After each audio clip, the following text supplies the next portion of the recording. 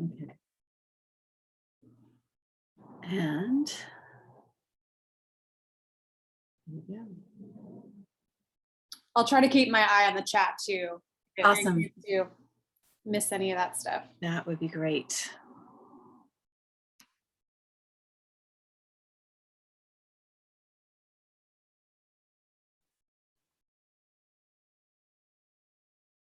Hi, Dr. Sena. Hey, Delphia, how are you? I'm fine, thank you. Good.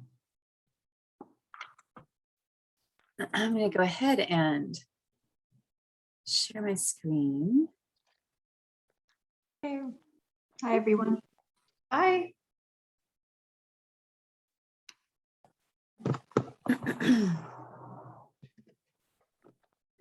I know that sharing screen sort of means I lose gallery, but it's nice to see everybody. If you'd like to start off, I'm fortunate I've gotten to know so many people, but if you want to type into the chat, just a little introduction, that would be great. Say hello, what you teach, and sort of connect with who's here that way.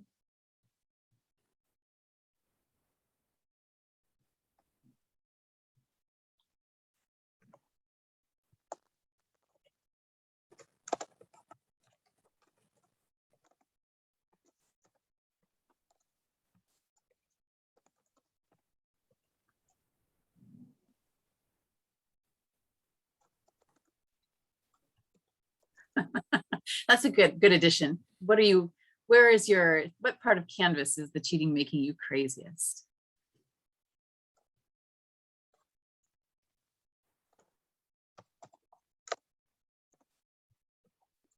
All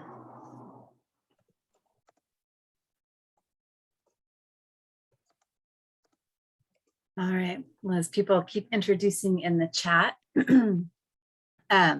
I want to be mindful of everyone's time. And so I also want to leave lots of space for some discussion. Random irrelevant answers from the internet, Google Translate. Yeah. And I think that I'm glad that we sort of have a good representation across campus, because certainly different disciplines are going to have different issues and concerns. There's going to be, I think, different approaches, different strategies. I hope that you'll share those as we go along. I think that we often will find that some of the best solutions are actually right there down the hall from us in terms of what people are doing, strategies. This is a topic that we're carrying on the agenda at the Online Education Committee. And it's always a good place to come and raise questions, particularly if you're frustrated with things like Turnitin, not catching all of the plagiarism that your students may be doing. The discussion board is a great sort of reserve or reservoir where you don't have a plagiarism tool that can check the student work. So I certainly recognize that. I know that this is a big concern at our house. My husband is a professor at PCC. We talk about it all the time. And last night we were talking about the discussion that was going to be happening today. So I thought I would start, because literally as I was in the kitchen cooking and he was sitting at the table, my son walked in. He's a high school senior. He's taking his first class at PCC, and he was working on a paper that was due on a discussion board last night.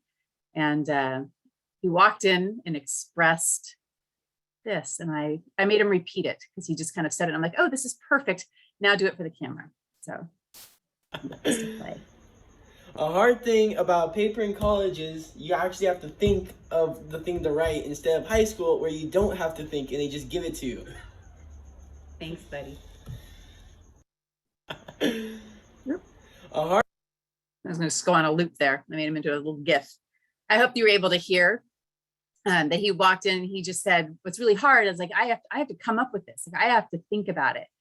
And that it's really different than how he's told how to write papers in high school, because he's just given, this is your topic, here's how you're going to make your evidence, and you're just going to do it. And it led to a discussion around after he walked in, and I said, that was perfect. I need that for my presentation or the discussion tomorrow. It led to a discussion that we're getting a problem that's been building as students are coming to us. We've watched this. He's the third of my children. And we've watched with our older two as they've gone through high school, how they're really conditioned to finding the answer and not going through a process. They are told that they need to get that result. And there's very little attention to the process of actually building a result. We had children who took AP classes who were told that they should use SparkNotes and that they could look on Course Hero and that they could use all of these tools. And those are things that I put in my syllabi and say, these I view as cheating sites. And if you use them, this will be a problem.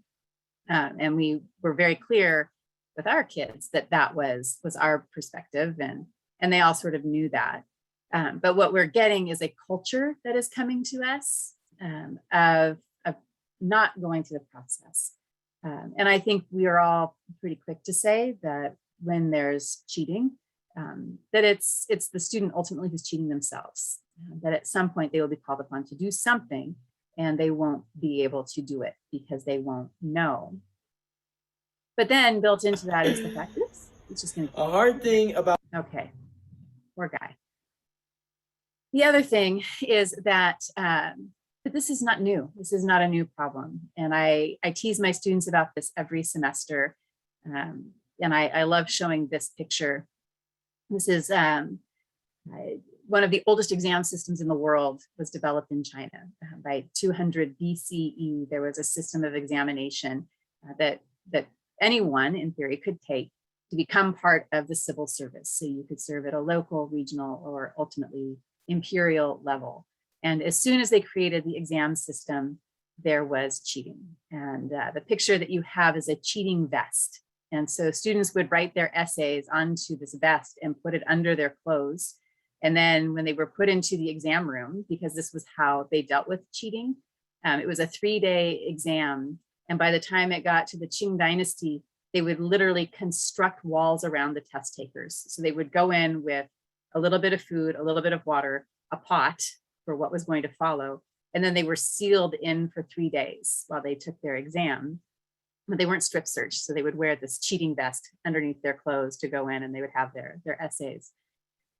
But a quote that I like very much comes from 681. So the exam system is 800 years old at that point. And the chief examiner of the Keju exam, which is a local exam, complained in a report to the emperor that candidates had been memorizing by rote and reproducing old successful model essays without actually understanding the contents.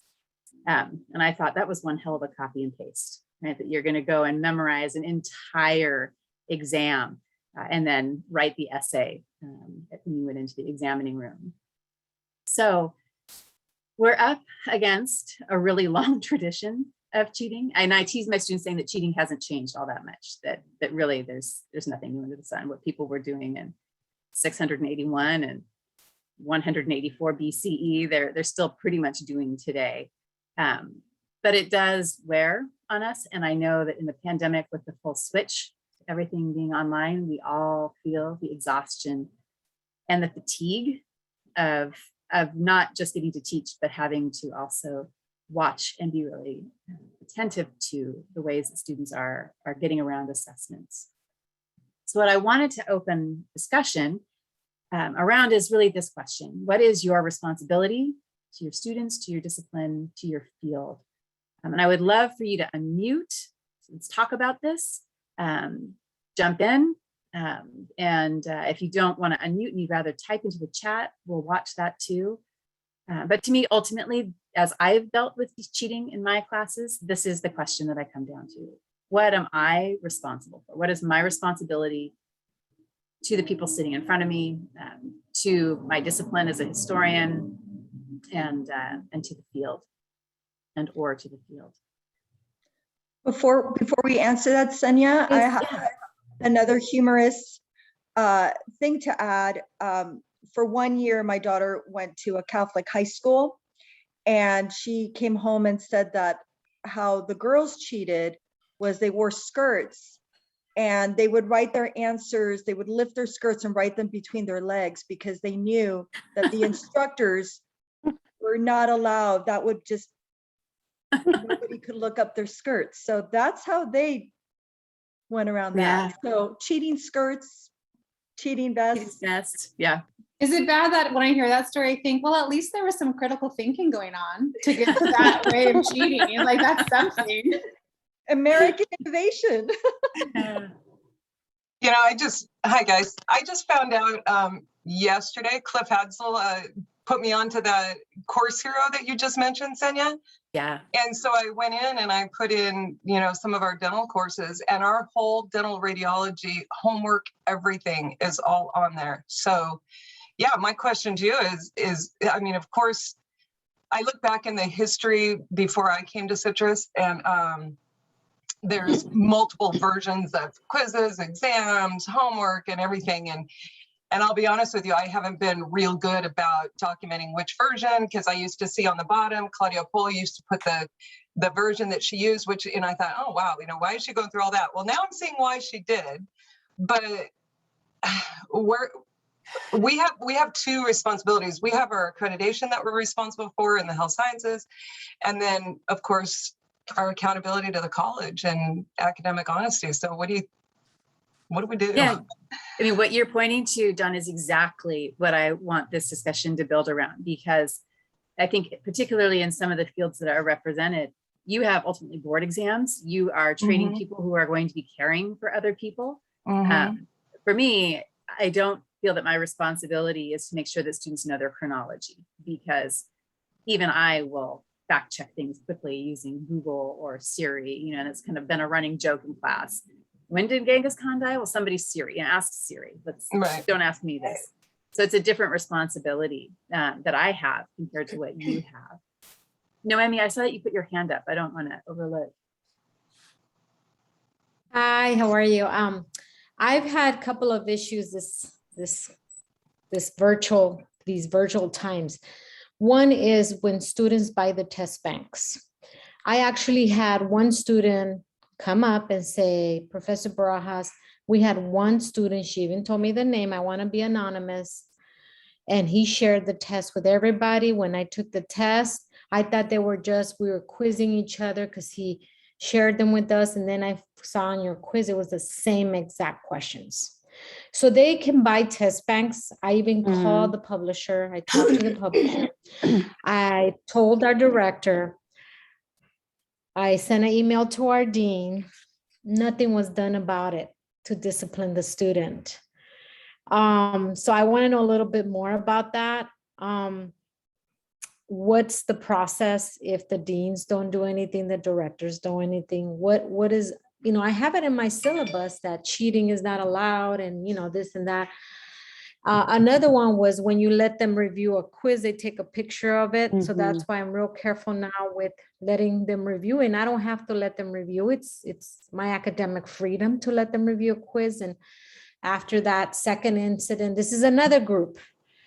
And I mean, the only thing I said is a general statement to the group that you guys are, you know, I'm very disappointed with nursing students. You're handling, you have, you know, people's lives in your hands, yada, yada. And, you know, that student never said, oh, it was me that started. Never, you know, I never pointed him out. But I mean, what do you do? No, Yeah, and I think, oh, sorry, go ahead, Anna. So a couple of things. One is with reviewing answers. What I have in my syllabus, and I tell students, if you would like to review the answers to your exam, please contact me and we can have a meeting over Zoom, and I'd be very happy to go over your test with you.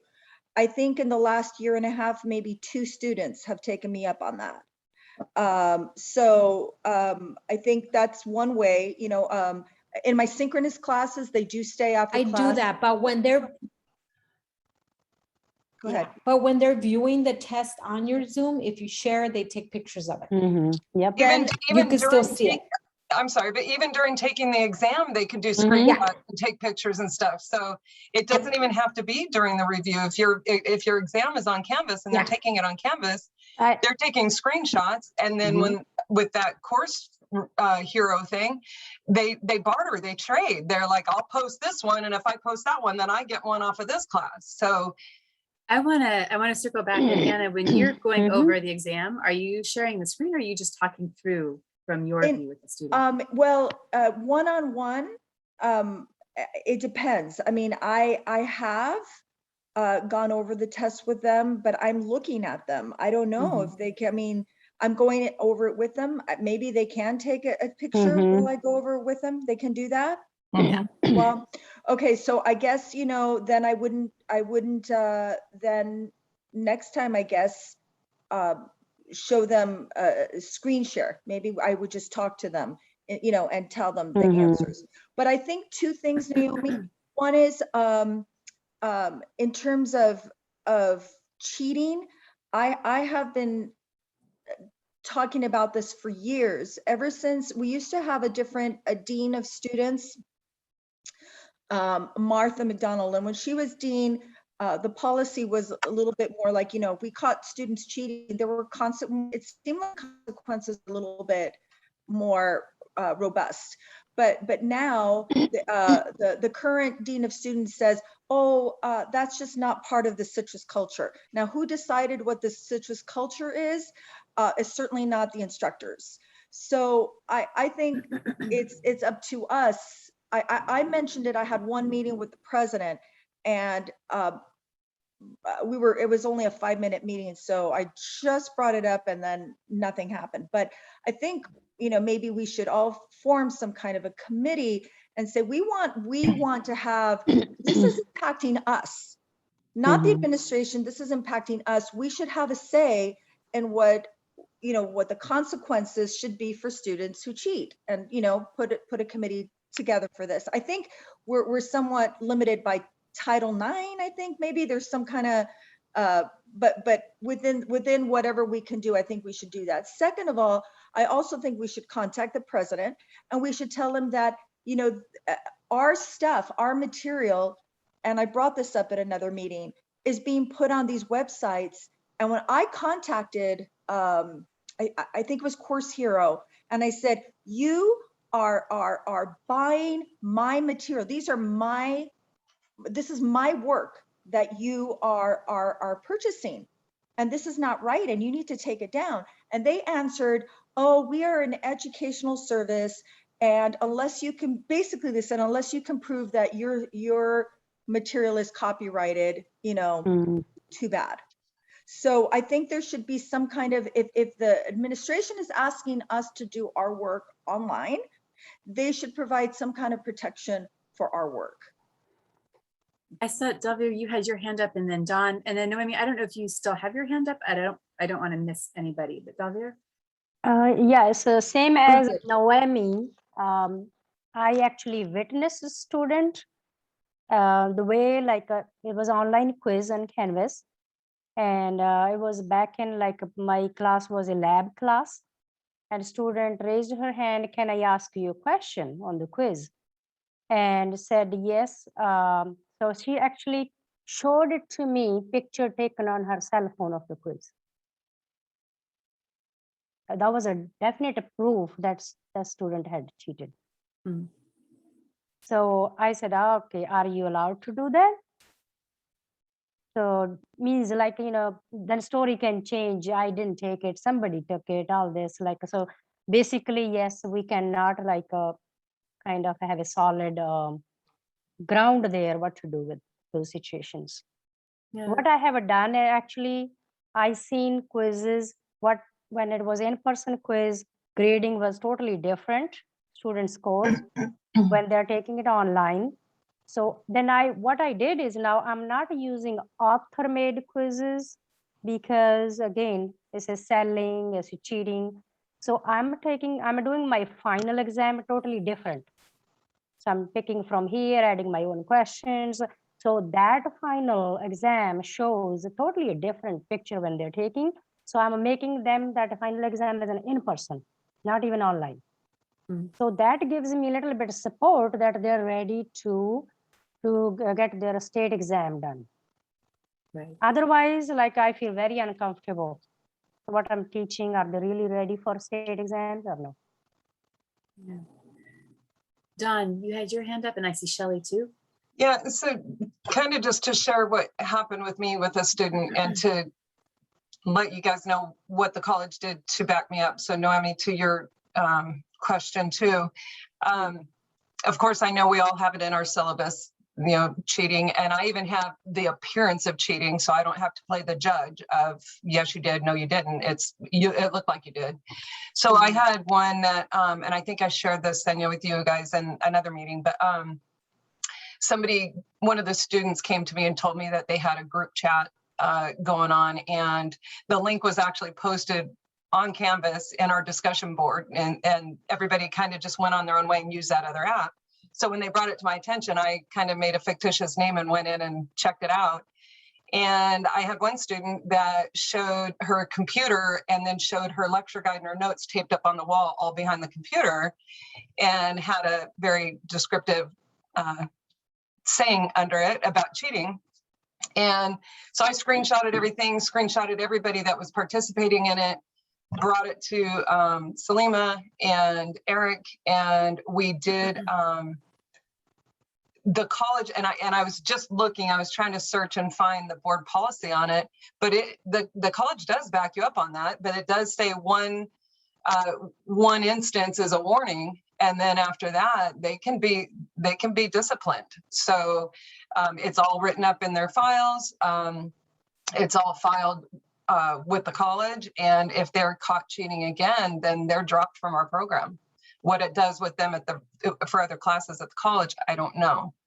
So there is policies in place for us to discipline them when we find them, but my challenge is, you know, when I just kind of know and there's no proof, and you just know they are. You can watch their eyes when they're taking the test. I can see them kind of looking around and looking at, you know, it's like, what else are you looking at, you know? So I just know it's still happening, but you know, you can't stop it, but if you catch it, you definitely can discipline them for it. Dawn, what is Shelley, the wording? I'm sorry. Sorry, what is the wording that you put in your syllabus about the appearance of cheating? If they're, I can give you guys the exact word, but it says something to the effect of any cheating or the appearance of cheating is subject to disciplinary action. Thank you. Shelley? Yeah, I was just thinking a couple of things. One, to piggyback on what Anna was sharing about, you know, the college having a response. And I think one of the aspects to consider is how stressful this is for students who have good integrity, who want to do well based on their own abilities.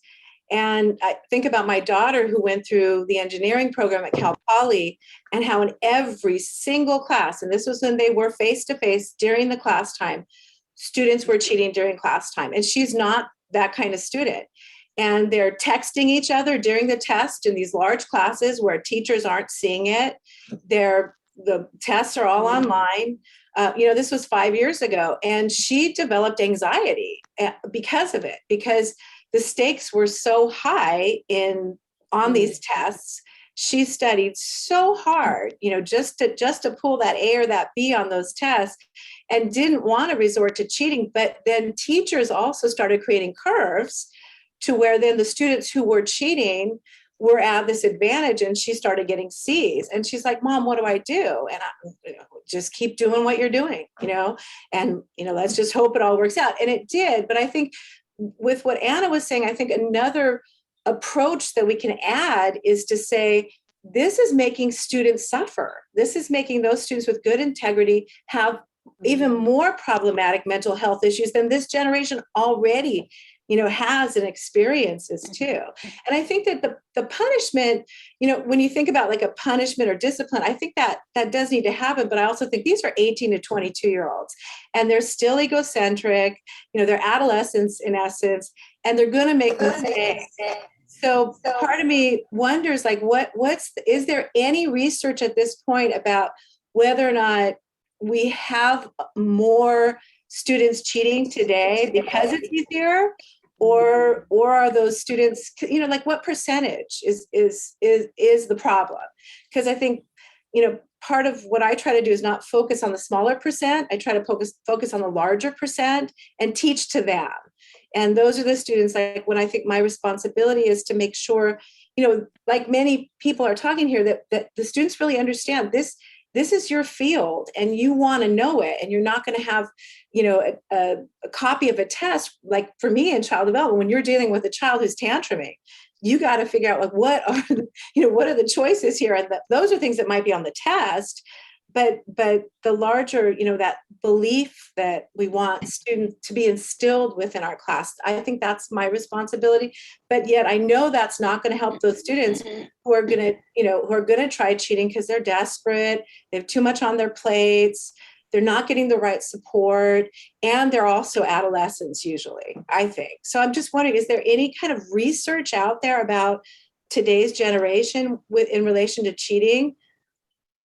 I've seen a lot in relation to cheating in the pandemic, just because I think something that was happening anyways, like you were giving the example of your daughter in a face-to-face class, cheating was happening. Being online has amplified all of that. So there's a number of universities and studies that have been done. Nora, I saw that your hand went up. Yeah, I wanted to piggyback off of a couple different things, some that Shelley and Anna were saying, and go back to this question of what is our responsibility. So I had a very fundamental to my development experience with cheating in high school, where basically my entire history class had the answer key. Like, this is a long time ago. This is high school. This is like, I'm old enough to know that that's a long time ago, right? You look like you just graduated, though. It's all the filters on Zoom. It's so much. We love it. Have you tried the lipstick? I have 3 children of my own. Like, no. Wow. But it was very fundamental to my development, and it definitely affected my high school experience, my mental health, and also my entire view of the world, and how that went down in my high school experience. So I've seen cheating from the student side, and from the faculty side, and from like the peer side, and how horribly detrimental it can be. And so I view my responsibility as a faculty member to be to my students who do care, who do want to learn, whose focus is on the education and not on the shortcuts to the grade. So I have made incredible efforts over the course of the pandemic to disincentivize cheating and sort of design my class in a way that works against that. Because I also teach, I'm not in a direct health profession like many of you are, but a lot of my students do go on to health careers, where they're going to have these really high stakes exams that they're going to have to actually know stuff to be able to do, and they're going to have to care for humans, and take care of me maybe one day in the hospital, and so it does matter. And the fact that they learn things actually makes a difference. And so I don't want to just sweep it under the rug and be like, cheating's not happening. It definitely is. And I have plenty of experience with that this semester.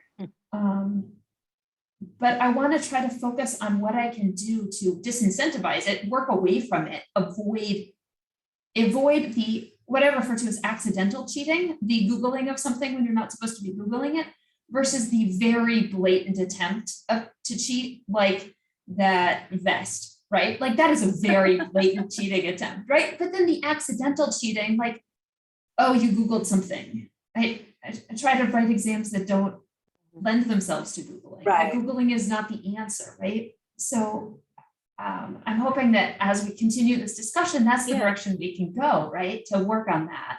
Mm-hmm. And so I know there's some hands up, but I also agree, Nora, I would love, we all know that the cheating is there. We can spend days talking about the different ways that students are cheating, or the ways that we're catching cheating, our frustrations with cheating.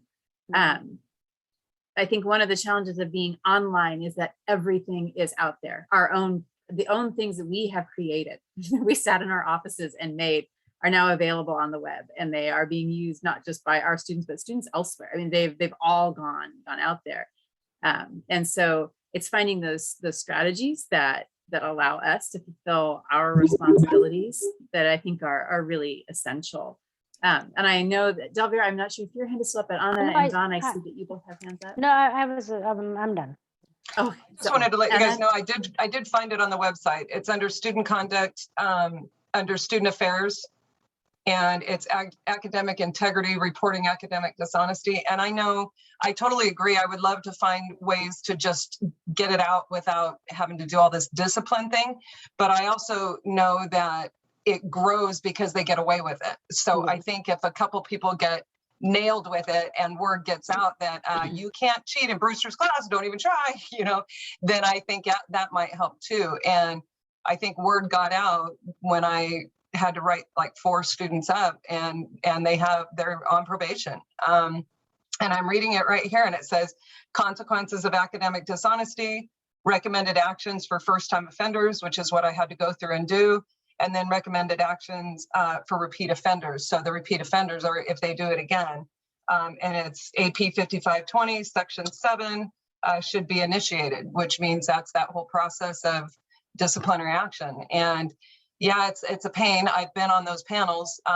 It's a pain and it's a lot of work, but I think in the long run, it'll get it out there. And with us, like Delvira and Noemi Health Sciences, when you're any of the CTE, what you're learning in theory, you're going to have to show us eventually in lab and stuff. So it's definitely evident. So I just try and emphasize that, like when you get into that lab, if you don't know your stuff, you're going to struggle even more. So don't cheat yourself. But you can talk to your blue in the face. If they can get away with it, they're going to do it. So, yeah. Anna, did you?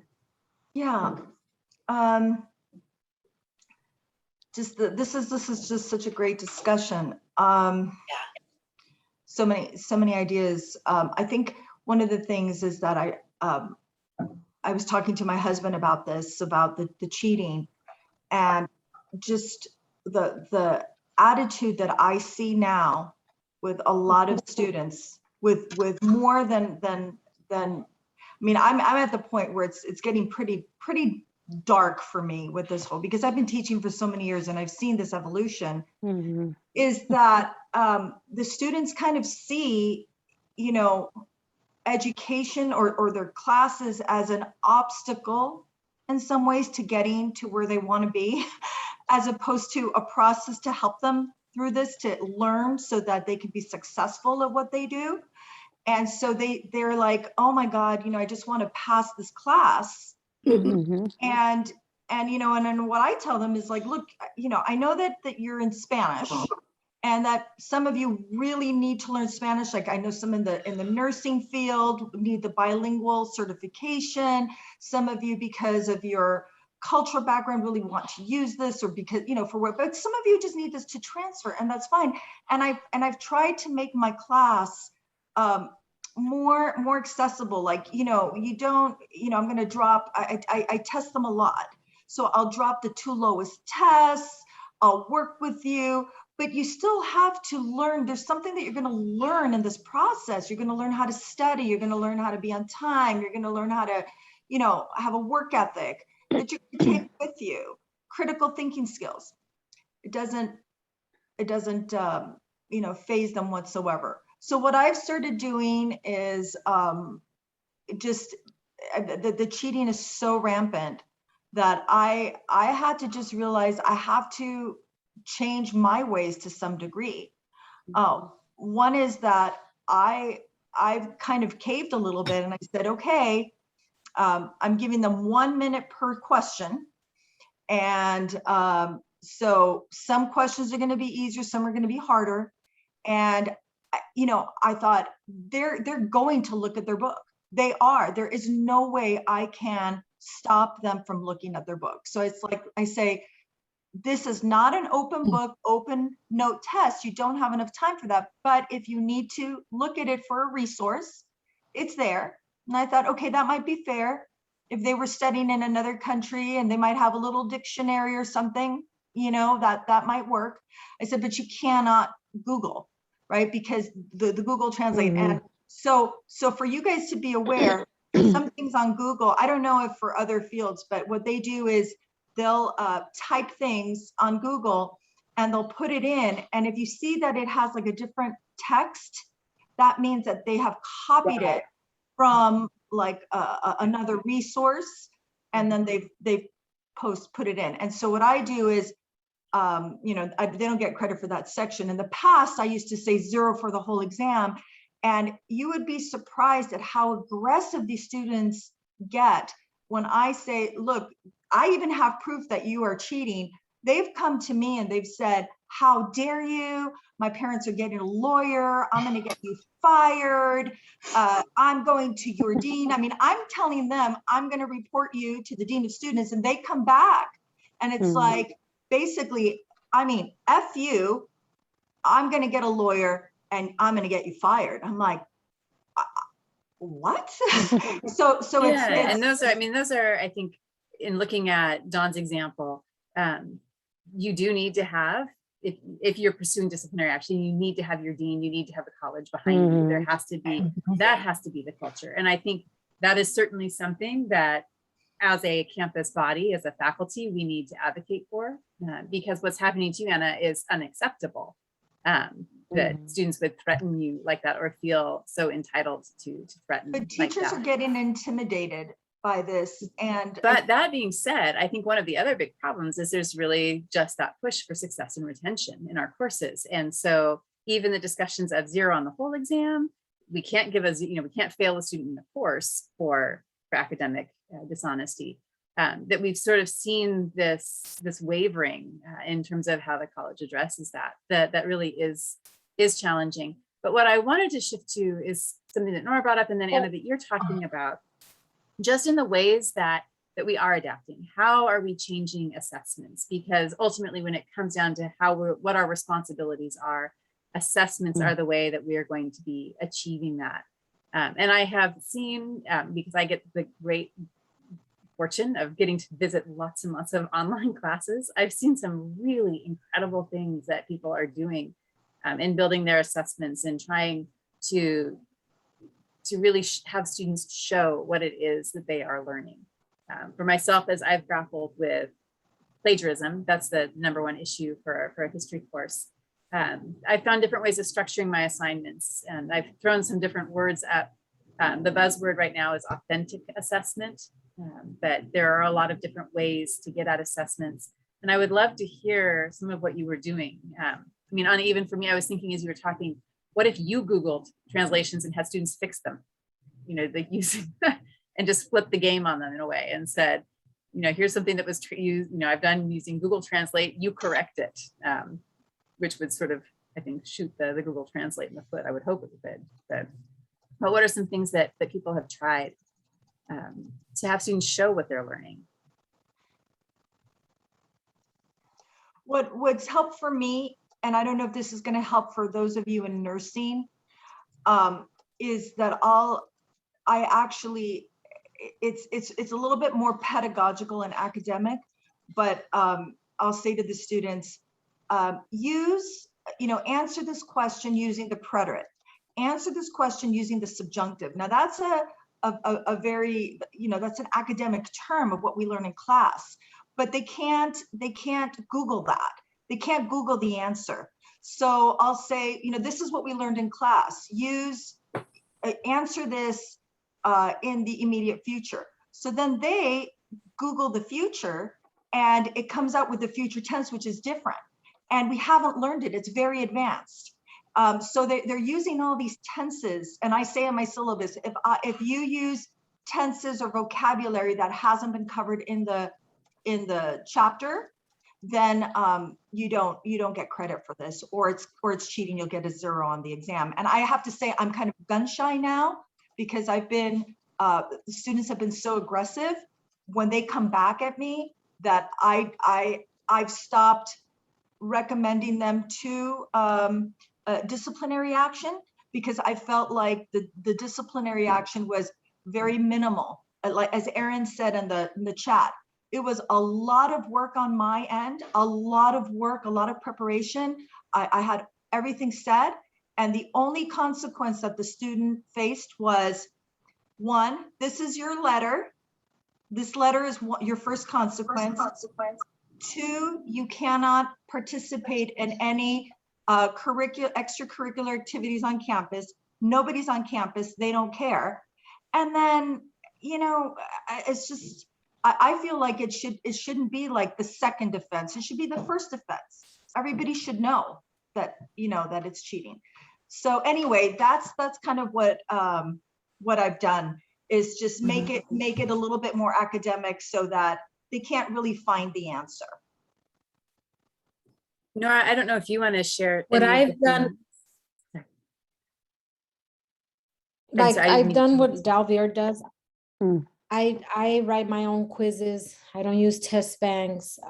It's just more work, and every year I just change my quizzes around. It is more work for us as faculty, but I just pick questions from here, there, make up my own. I have a for my master's, how to write like objectives and questions that are, you know, NCLEX style for state boards, and it just, but I give them less questions. So 20 is my maximum for my quiz. The most probably 25, and then for the midterm and final, I kind of change them around, and I don't recycle my questions. But it is more work for us because we know they have all the test banks. We know they can go on these websites, you know. And so that's what I've been doing, but it is more work.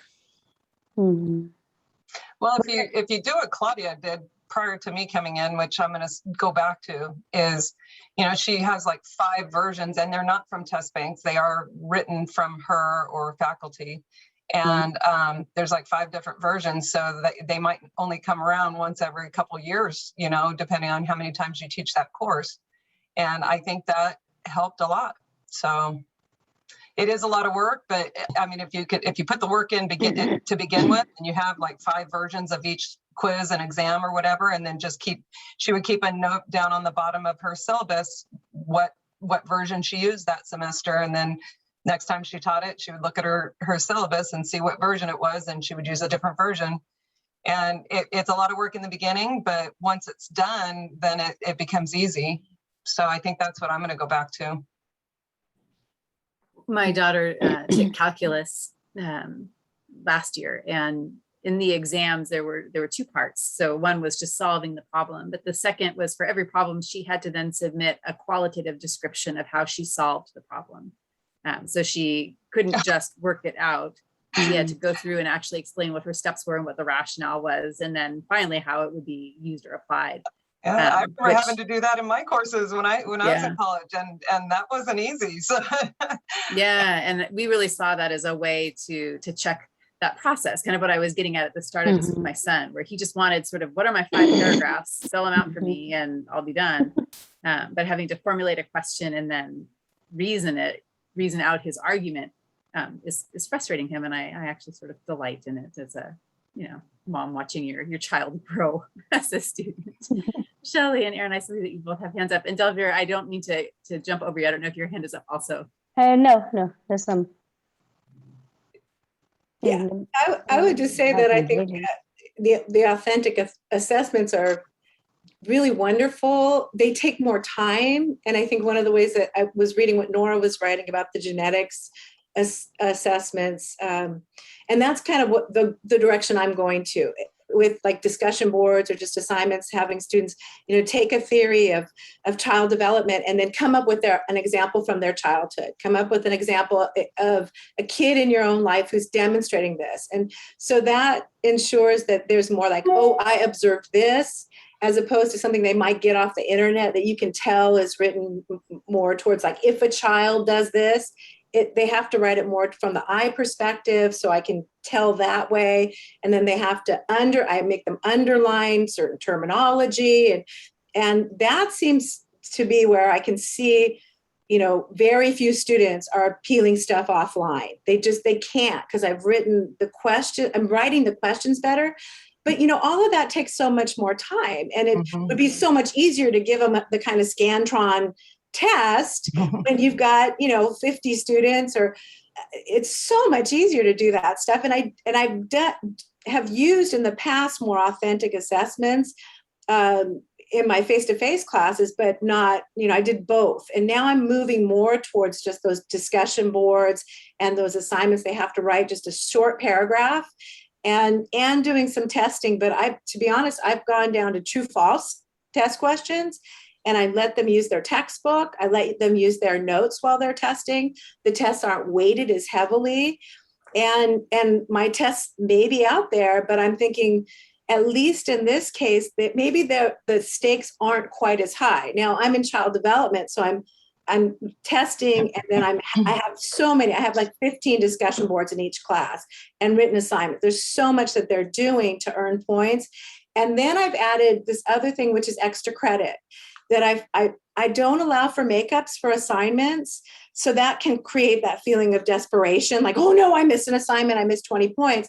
But I allow for little ways through the semester for them to earn extra credit, that many are linked to them giving examples of stuff that I've lectured on or that they read about, that again have to be written from their perspective. So that seems to have cut down some of that cheating. But I'm sure they're cheating on tests. I'm scared to look on Course Hero. I looked before 2 months ago, and and went, oh yay, I don't see any tests, right? I saw like a little paper there, and now I'm really afraid though, because it's taken off. You should have seen my face when I looked at it, and I'm scrolling through, going, oh my gosh.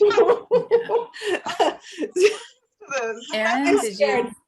No, Shelley covered a lot of what I was going to say. The idea of what she and Nora were talking about making things more personal, trying to apply it in a way that appeals to the student themselves with their own experiences, which is probably easier in psychology than a lot of other, types of classes that are out there. But like taking the time to create your own assessments is huge, and having them incorporate a thing from their own life, or maybe incorporate some sort of quote or fact from an article you've asked them to read to make it a little bit less Googleable. Is that a word? That definitely, I think, helps. But the problem I'm running into a lot now is that I've done that. Those kind of assessments are now popping up on Course Hero.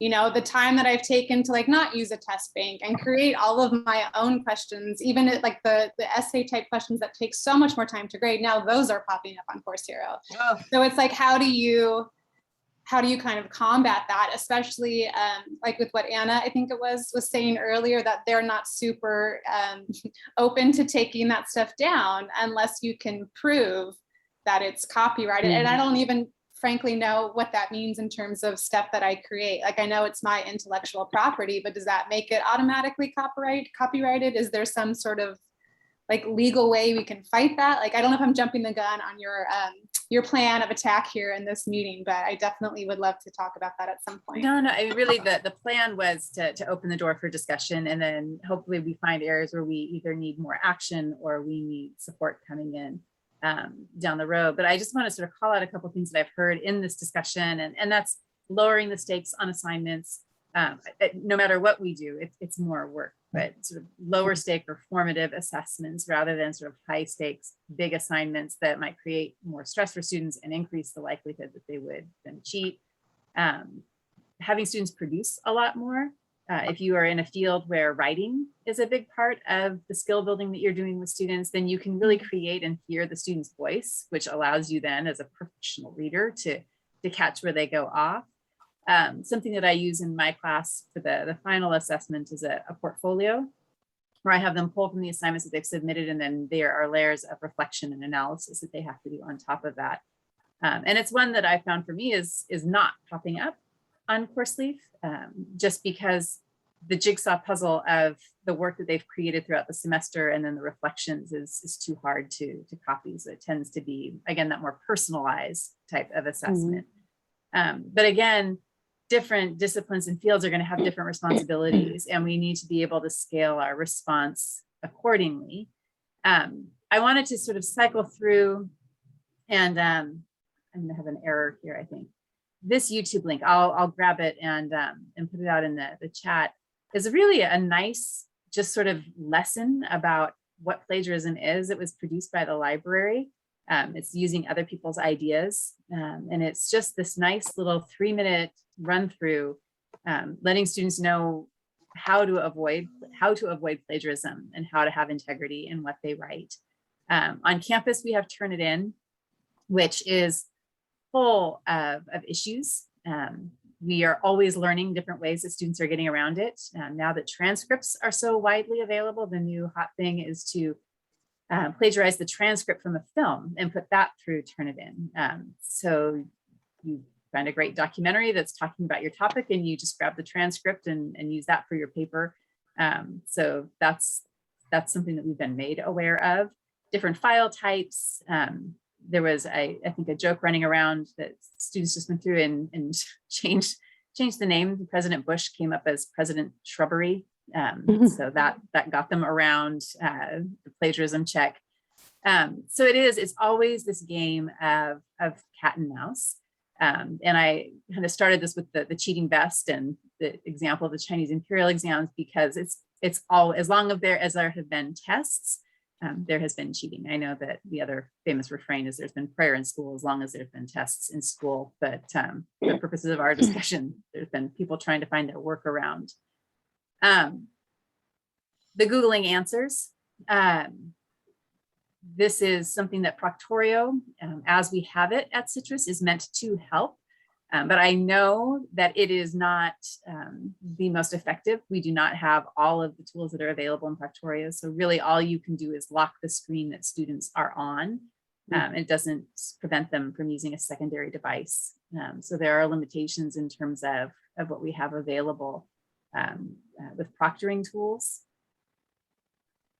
The posting of exams.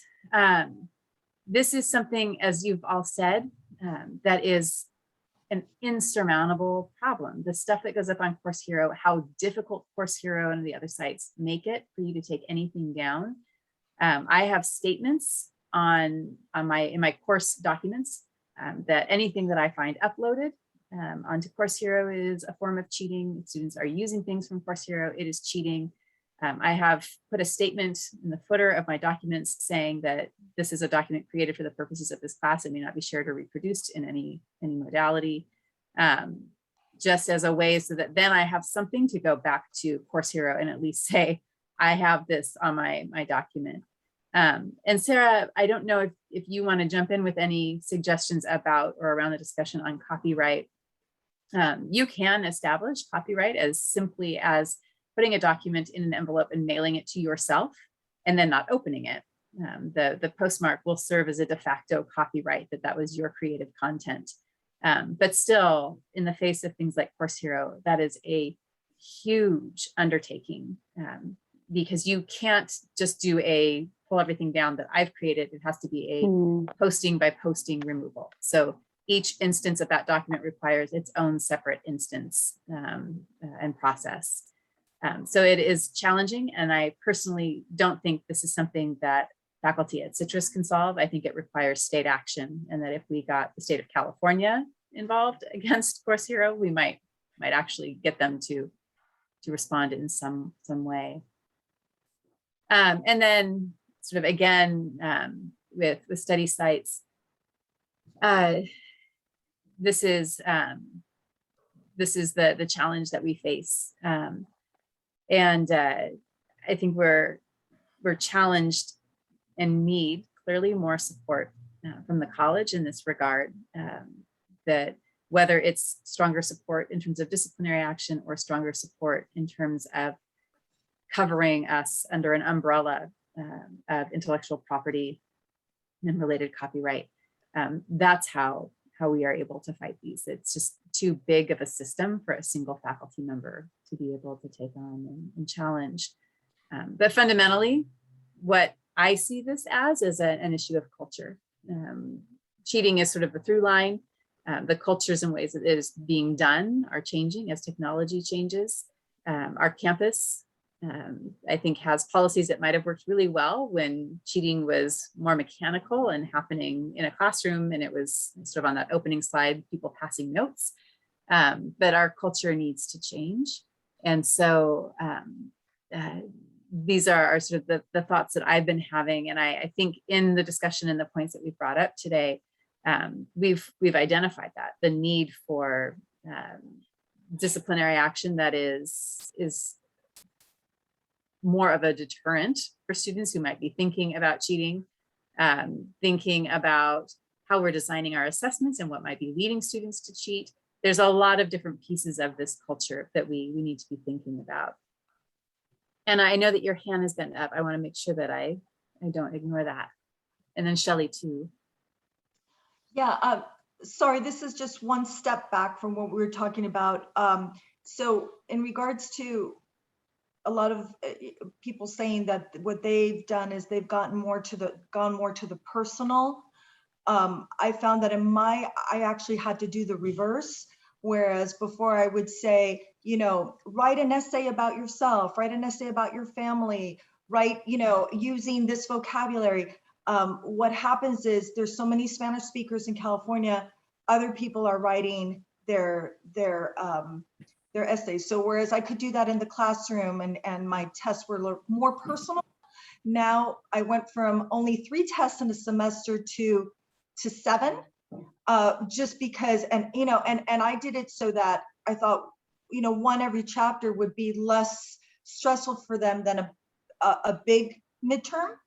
But how I've done it is I've written a lot of my questions. This has taken me just so much time. Like everybody says, I write my own questions, and people. I just want to ask the panel. If they said that word banks or the banks don't work, what I did was I'm writing a lot of extra questions, and then not every student gets the same test. So I keep adding to them. And then hopefully, they're not, they may see some questions, but they might not get the same. And then I did do the lock feature, but that was for the good students. That was so stressful. Like I'm thinking of Shelley, what you said about your daughter. And it was like so hard if they had a question. And I know for myself, if I have a question that I can't answer, I'd like to be able to, go back to it and answer something else. So I took the lock feature out, which I know was a deterrent to cheating, but it just caused so much stress for the good students that are really doing honest work that I didn't feel like that was fair to them. So I don't know if anybody else, if you think that that's not a good idea for me to do. So I actually had to go to more tests just to see, do you really know the material? Because the personal, I have students who can't answer anything on a test, F. But then they write this essay that's like, using, native speaker language that someone who's a graduate student in Columbia would use. And I'm like, thank you. It's frustrating when I think of your discipline, especially how hard that would be to manage. And I think like what a different world it would be if your class size was 20. Because then within an hour and a half, like you could set apart, 8 minutes for each student or whatever it works out to have like an oral test where you just have a conversation with them to check their like level to see if they actually did know the vocab or the conjugations and stuff like that. And it's a lot more challenging when you're thinking about having 45 plus students in 5 to 7 classes that you're doing and trying to like navigate all this stuff, because everything that you guys have said today kind of highlights the fact that multiple choice is really hard to like avoid cheating on. And so like written assessments is better, but that puts so much more stress on us in terms of the grading side of things. It's frustrating. Thanks, Sarah. Yeah, Can I say just a couple little things about copyright? please. I put a video in the chat that I found that is a nice, like kind of simple way to answer that question about Thank you. when does Very something, helpful. oh good, when does something get copyrighted? I mean, essentially it's when as long as there is an author and it is a creative work, it is copyrighted. And you don't have to send it in the mail. I know I've heard that in the past, and some people have done that to like prove that it's postmarked or something, but you can register works with the Copyright Office if you're concerned about, if you ever want to worried about having to go to court and have some kind of legal claim, officially registering something. I mean, nobody wants to do that. None of us have time to even do what we're doing right now, let alone that. But I mean, just so you're aware, I mean, in a more casual kind of thing, just that you created it on your computer and you saved it somewhere, bam, it's copyrighted essentially, and putting a note on it. So if it does get shared, it's more likely that maybe someone would be aware of that, but it's very easy to just put a white box over something and save it again as a PDF, and you remove that, note. I mean, obviously anything that's created in a digital format can be doctored up to remove that. But that's, know that is at least, something that exists. And I'm kind of curious, I might ask around, to also find out, if there are other people who have dealt with Course Hero specifically, to see if there are, different ways as a faculty for community colleges, if nothing else. I mean, there may be some effort that, that larger group can make to kind of fight those kinds of things, or things that we can do on our end to create materials that have less of a chance of slipping through there.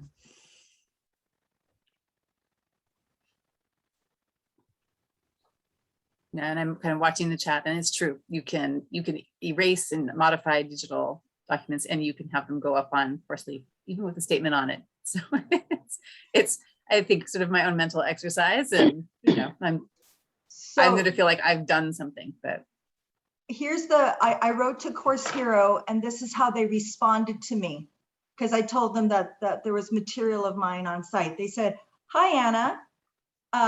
Course Hero is a platform for students and educators to share and access course-specific study resources with the intent to help students study efficiently and learn deeply while upholding academic integrity. If you've located and identified your copyrighted content on the site, please visit and complete the copyright notification form. Once we receive your official request, we'll expeditiously remove the challenged content." So there you go.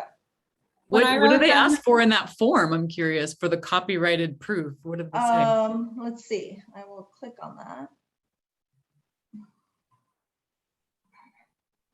the first time that I looked into that, I had to provide the link to that specific piece of content. So it wasn't the form that students use in the class and have now, there are, I don't know how many uploads of it there are, but I had to show each instance, and that's why I thought, oh, impossible. I do like that it says on the Course Hero on the bottom, it does say how many views it's had. But again, it's like I had a couple on there that said 0 views, means that somebody just bartered that. They posted that so they can get access to something else. But then some of them had like several views. And here's the funny thing about it is it says the person's name and the year. So I know the exact student that did it, but it was in 2019. So yeah, it's always that's actually a shock to students. They're not aware that it's that public. And I know that when we brought Course Hero to a Senate discussion, some faculty members went on, looked, and still were in contact with those students and messaged them saying, hey, like, why'd you do that? And the student was mortified that their name was on the document.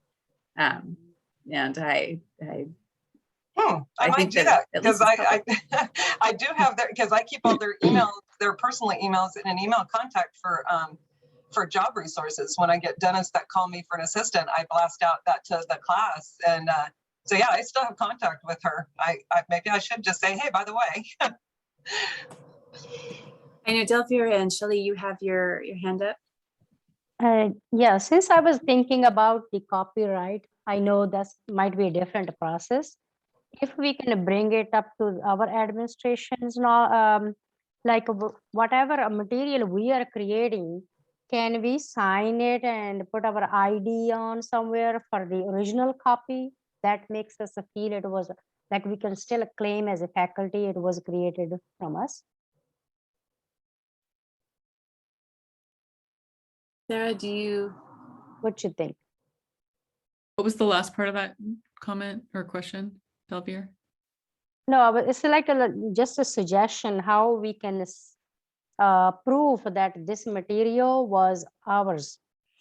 Like we are creating our own quizzes, we are creating our own questions. Like on the original format on the bottom, can we like assign it and put our faculty ID? So this way, when any issue comes up, a student, like, just to prove it was our material on a college based. Yeah, I'm not sure if there's a standard way to do that. I mean, in my kind of just educated guess, I would think that you have the title of the document itself, and the date it was created on your computer. Like I would think at the very least you have that without even trying to put anything specific. But I mean, I guess anyone could copy and paste that, make a document and say they created it too. You know, it's like, that's, I don't know what I'll ask around and see if I can find out. I'm in touch with some copyright folks, so I can ask around. okay, thank you. Shelley? Yeah, my thinking was also that, you know, and I'm not involved in the Associated Students of Citrus College, their meetings, but I'm just wondering if that's something that maybe could come from them too, like that the students themselves create a sort of pressure in the academic world to, in essence, make this be like a disgrace, or at least to recognize it as a problem and to take a stance, and then to communicate with other students about, you know, integrity and why you're at college and why you're here. So that I know that all of us give this kind of talk, or a lot of us give this kind of talk in our classes, but it also has to come from them, you know, because their peers are reinforcing behaviors, and like I always go back to it, because, you know, I'm in child development, it's developmental, they're teenagers still, most of them. And so they're hanging out with people and doing what those people are doing, and just to kind of to create a difference in the culture, like a campaign or something on our campus, and then even statewide, or, you know, somehow to create an awareness of the problem, a recognition of the problem, and for them to take a stance. And I'm just wondering if that's something that we could bring up, at least to our students, that because they affiliate with a larger body of students than we do in some ways, you know.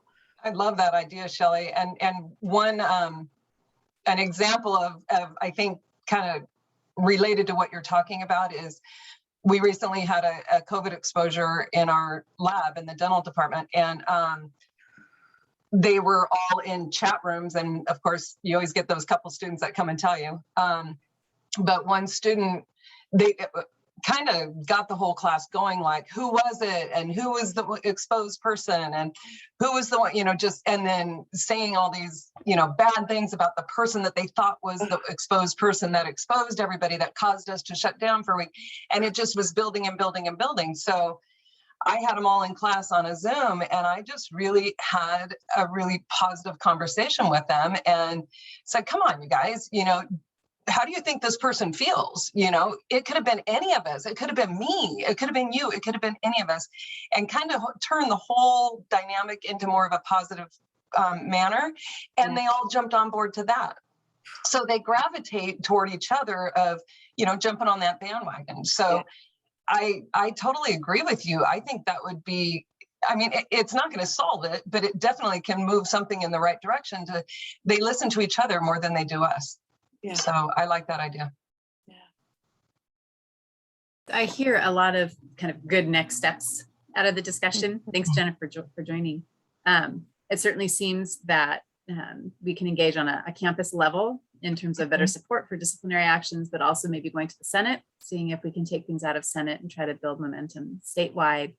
I would love to see more discussion about how people are coming up with different assessments, and maybe some good training on Canvas quizzes and how we can use those more effectively. And then I also really love the idea of engaging students, and maybe a don't cheat yourself campaign is something we could get them to help get behind. We really, I think, yes. I went to the president of the Senate and to several people in the Senate and brought this up, and the cheating. And the Senate president basically said to me, oh, why don't you contact the president of the college? Okay. Didn't take some work to do. Maybe our all campaigns can be run. Maybe the student senate, maybe they can even start going to talk to the high school students, because I'm really scared what's going to happen in these next few years of the type of high school students we're going to start getting in the college. So maybe they can even take an act up and go talk to the high school seniors and just say, hey, you know, we know what's going on, and it's really going to affect you when you hit college. So maybe the students can advocate to the other students coming up you know, as a peer to them. The mentality definitely starts at the high school. I used to teach high Yeah. school level, and I still have a lot of friends who teach at local high schools like Glendora. And it's so much of the pressure to get the A, or the pressure to get into the right college, or the pressure for, I think it's Citrus, to transfer to the right college, that they just view the like outcome as the goal. And they've forgotten all about the idea that, oh, wait, I'm supposed to learn. Like that's actually supposed to be the goal about a class and about teaching. And I think it's like they're losing the forest for the trees in that regard. And it would take a complete shift, like you were saying about culture, you know, and what their goal is and what they're really focused on. And I think that starts like freshman year of high school. Yeah. If not before then, you know, starts and before. I don't know how we get to, how we zero in on that to try to. Okay, so we go talk to the kindergartners. Just about. Just No, but about. I mean, really, it goes back to that, because even if you think about kindergarten, like when my niece and nephew were in kindergartens at local schools in Laverne, they every week would have to wear their college sweatshirt. It's like the pressure on them to get to that goal is so strong and so overwhelming that it completely shifts the process of learning for them. But they're not in it for that goal. Your And idea. oh, go ahead, Anna. Oh, thank you. Your idea, Erin, makes me think maybe we can get some of our Citrus student graduates that have gone on to college to come and talk to our students, because I know my daughter went through this transformation where, like you were saying, is that all the pressure to get the A's and the B's to get into the college. And throughout, you know, her first 2 years when she transferred, she was, you know, so stressed out about her classes, because, you know, there's some instructors that, you know, she worked well with and others not. And then finally she said, Mom, I had this epiphany. The grade doesn't really matter. It's what I learned. And I went, what? And she's like, you know what? I'm going to not stress out. I'm going to do as best as I can. I'm going to read. I'm going to really, because she's going to go into, you know, a type of architecture, interior architecture. She's like, I need to know my material. And so that's what I need to focus on, not the grade. And if I know that I learned it and I know I did my best and I don't get the best grade, I can, you know, and I was like, hallelujah, right? And so what if some of these students who've gone on come back or even we videotape them, right? And we show that and we say, look, it's not going to help you to, Thanks, you know. guys. Yeah, Anna, that's spot on. And I think Sarah brought up a good point that like we even at Citrus put way too much emphasis on that. I don't know if the new president is going to change that culture. I doubt it, because that's like so much of a goal of how we get our money is right, like transfer rates and success and retention and all of those numbers. But it does shift the culture to focus on that, including for the students, instead of the real goal, which should be about learning and building up their skills. I know my husband, his elementary school, they wear the shirts like Erin was talking about, you know, that they have every Friday, I think it is, where, you know, and most of the teachers are wearing like UCLA, USC, you know, Cal Poly Pomona, and he's got his Citrus shirt on. And it's like, I think that the focus in education right now and all the way through high school is like, get these kids to university right out of high school. And I don't think it's just the kids, it's coming from the teachers, it's coming from the administrators, their parents too, just this big focus to here's what measures success is if you go to UCLA or USC right out of high school. But most of those kids aren't. They're going to go to Citrus. The regular people are going to community college. And so I think that somehow that has to shift in education in order for students to then have the incentive to think, oh, I want to learn for the sake of learning. And I remember one of my sons in a high school where his history teacher was teaching to, you know, the AP tests. And then somewhere around May, after the kids had all tested, he said, I really like my teacher. And I said, why? Why do you like your teacher now? And she's not teaching the test anymore. She's actually teaching us what she knows. And this woman I know is brilliant and could teach history all year long in a beautiful way, except she has to focus using 3 different textbooks in this history AP class. And so I think that some of it is like this, like it's culture. It goes back to what Senya is just pointing out, is this whole culture that's brought us to this point as well. I'm really grateful for everyone's participation and suggestions and observations. And I want to say from OE, I'm certainly listening. I know that Fly is listening. And I think we just really need to make a commitment across campus to advocate as and create pressure. I mean, I think we have a nice representation of our campus online today. And I think that there's a good opportunity to talk with colleagues and to carry things forward. And I'm committed to doing that. And so I want to thank again everybody for joining in. And this is not the end, maybe the end of a webinar, but we will keep working as a collective. So. Thank you, Sonia. Thank you, Yeah. Sonia. I'm going to go ahead and so much. stop recording. Thank you.